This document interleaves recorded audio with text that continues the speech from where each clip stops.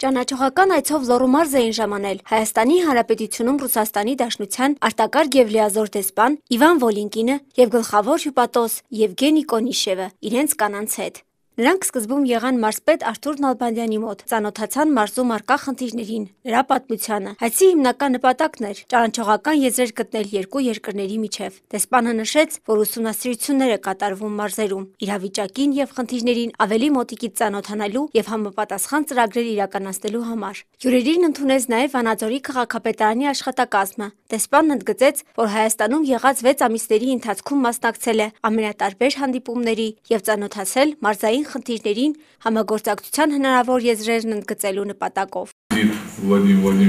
Ռուսաստանի նախագահ Վլադիմիր Պուտինի այցելությունը կնպաստի երկու երկրների միջև հարաբերությունների ընդլայնմանը, և ես հույս ունեմ, որ կհաստատվեն երկկողմ հարաբերություններ ինչպես տնտեսության, այնպես էլ բիզնեսի ոլորտում։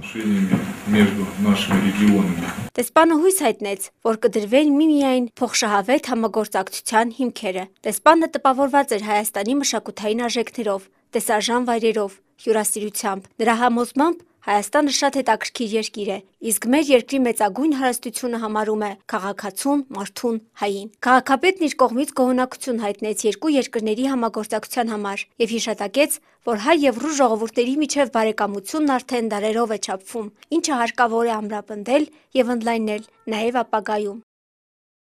Քրիստինե Մելիքսեթյան, Կամո Ծատուրյան, Լոռու հեռուստաընկերություն։